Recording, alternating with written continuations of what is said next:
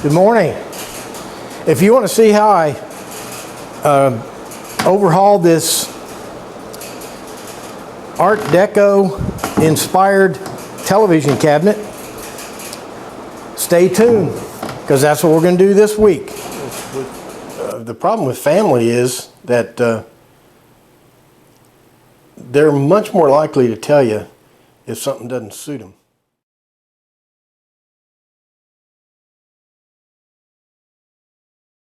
Good morning and welcome to another Memphis Monday. Today we got another refinishing project. Today we're going to work on this TV cabinet I built for TV room in the house, and I think my wife is miffed that I've been doing work for other people and I haven't done anything for her. So she asked me to refinish this thing with this sort of greenish white stain looking stuff, kind of antique-y. She doesn't like the orange look. Well, while I'm at it, I can refinish it. But I also need to rework the doors because apparently they've swollen up or something because they're not closing right anymore. So I need to fix that. And also the thing is tippy. I have this in a small space, and so it's sitting on a 15-inch base. So you got to get the center of gravity down pretty low to keep the thing from being tippy, so I'm going to work on that. So I got 3 things to do on it. I'm going to change the color, going to fix the tippiness, and I'm going to fix the doors.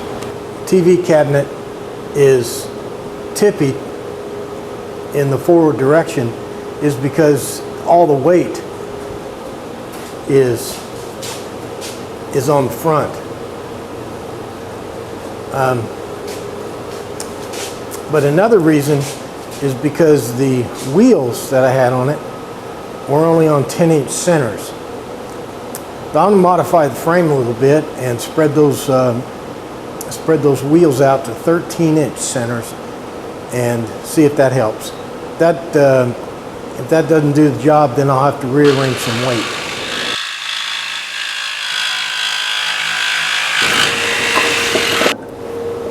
This is the first time I'm getting to use my mallet I made last week.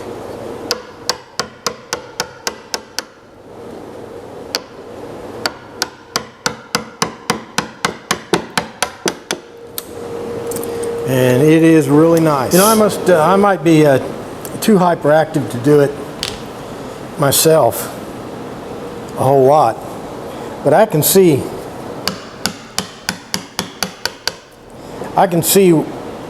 why guys and gals get into this traditional woodworking with no power tools. It's peaceful, quiet. There's no dust flying everywhere. No breathing protection.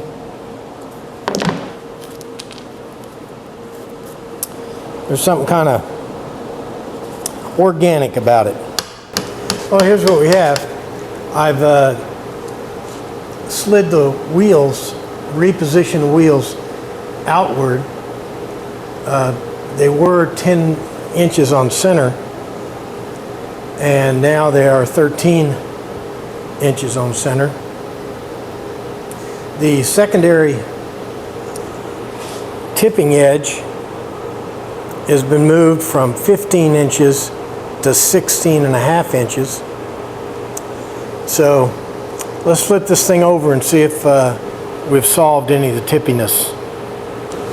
I guess these are wintertime doors because they only fit together in the wintertime. I live in South Carolina, and in the summer, these cabinet doors kind of swell up a little bit, and they don't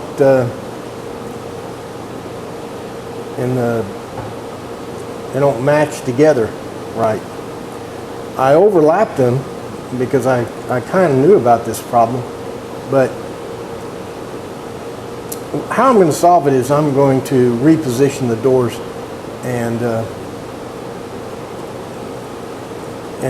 provide a little bit more gap.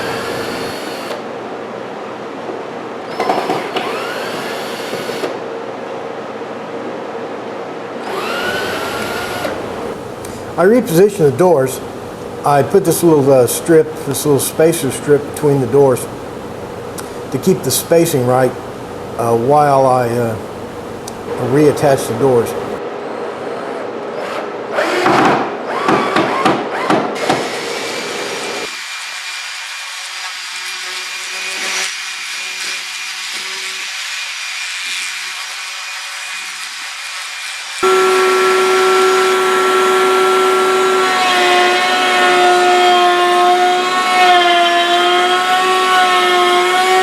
Well, I got the doors all sanded, and you just saw me route these lines in the doors. I thought they looked a little plain.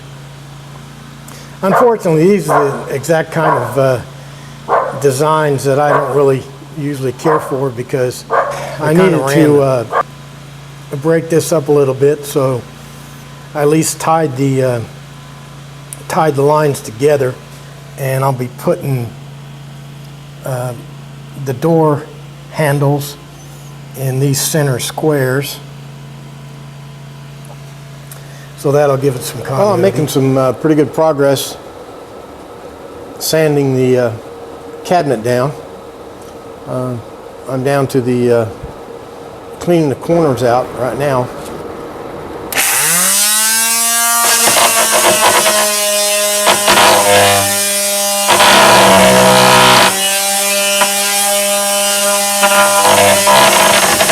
The thing I use most is this Rockwell oscillating tool. This has little strips. It has the equilateral triangle discs here. And the beauty of this goes right up into right into the very corners, and with this edge here, you can also get right up into the edge of the joints. And when this gets clogged up, and it gets clogged up pretty fast, you just take the disc off and you rotate it around and reposition it. Let me show you how this works. Okay, you can see that line right above that joint right there. See if we can take some of that off there.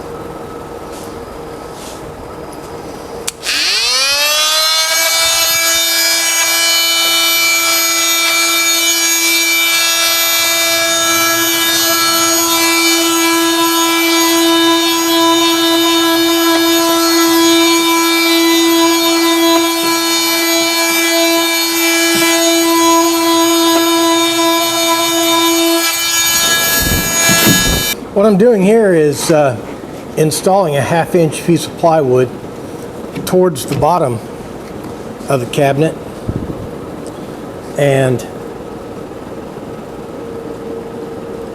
it only goes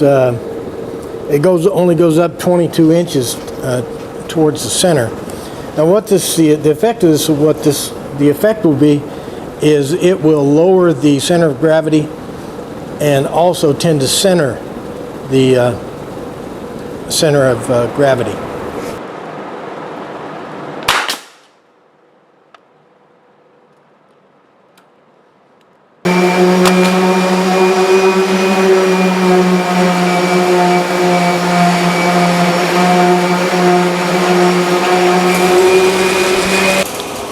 Here's what that stain is supposed to look like. The top here turned out pretty well. Let me show you the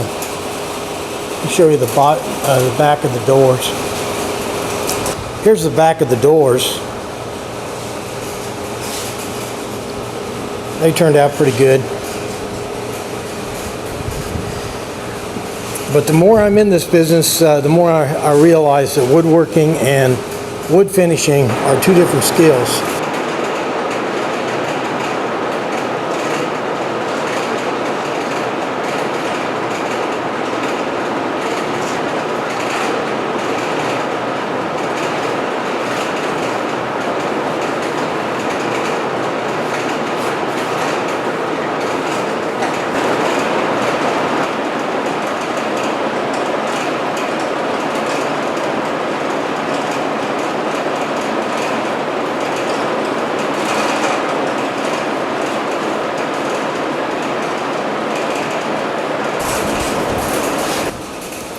I think the stain came out pretty good on the top.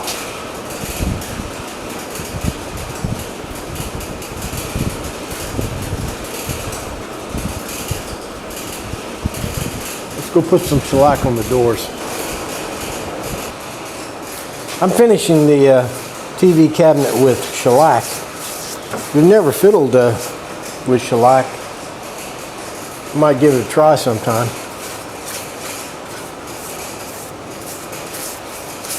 It's you know, been around for 200 years, but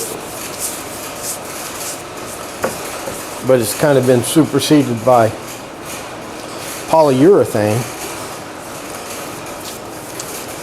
But the great part about shellac is it dries super fast. There are the doors, all painted up or shellacked up, and there's the carcass. Let's get some hardware on that on the doors and get them installed and see what she looks like.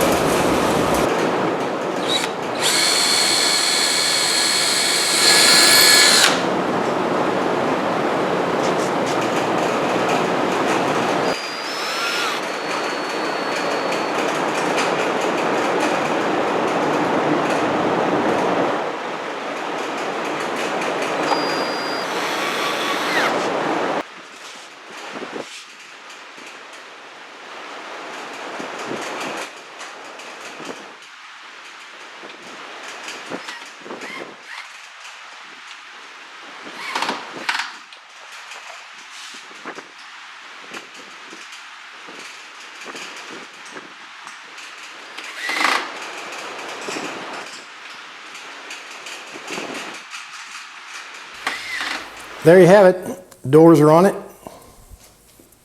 We completed 3 jobs. We replaced the finish. The name of this stain is Mineral Green. Came out pretty good on the oak. On the other kind of wood, on the inside, for example, see, it came out pretty good on the oak, but on the inside, didn't come out as well, but came out all right. I mean, second job we had to finish was the doors wouldn't close because these were winter-only doors, and they had swollen up, and all we did, I could have trimmed this little edge here, but instead, I decided just to move the doors out 1/16 of an inch on either side. And the third problem we worked on is the tippiness. Alrighty, let me hop up on my chair and we'll close this Memphis Monday out. Well, that does it. That does it for another Memphis Monday. We got our project finished.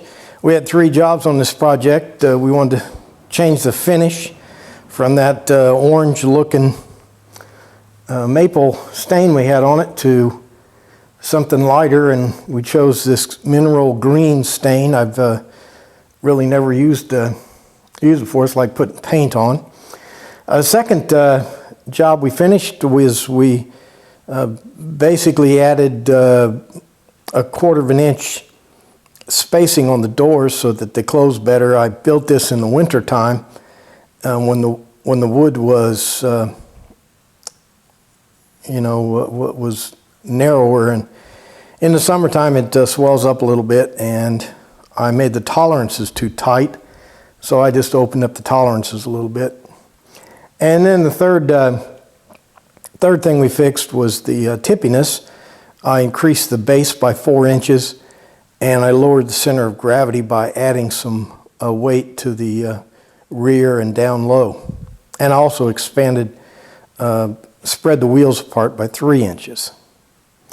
All right, so that'll do it for another Memphis Monday. I'm always saying I'm pretty satisfied with the project. I'm probably satisfied with the workmanship on this particular piece, but I don't really like the design. I didn't like it before. It looks it looks too cheapy, 1974 or 1968 trailer I used to live in. So it just there's something wrong with design. I'm not sure what it is, but you know, you got to move on. All right, so next week, if I can get it done by next Monday, this week I'm going to be filming. I'm going to build a little deck outside my side door here so I can get my Molly dolly up and down. So that should be a pretty fun project. I mean, that'll be some carpentry kind of work, deck building. And so get excited for next week. I'm always afraid it's going to run people off, but I want to talk about the stability of the tippiness of the dresser a little bit, or the TV stand. Where we already talked a little bit about the center of gravity. That's called CG, and let's say it's in this point right here. The center of buoyancy or balance is right here in the center. Okay, this is when it's sitting directly on the floor. Now, if it's tipped to the right, the CG stays in the same place. The CG, the center of gravity, of course, is linked to the mass of the TV stand, so it's not going to shift. B is always vertical through the center of the earth, right here. And this point up here, I already showed you how to get M in another clip, but this is the metacentric height, and also this distance between the CG and the metacentric height is sometimes referred to as Z, Zulu, and it's called the riding arm or the riding moment. And it provides a left-handed torque, a counterclockwise torque that tends to, because this force is going up through this way, so it's trying to rotate the thing and straighten it out.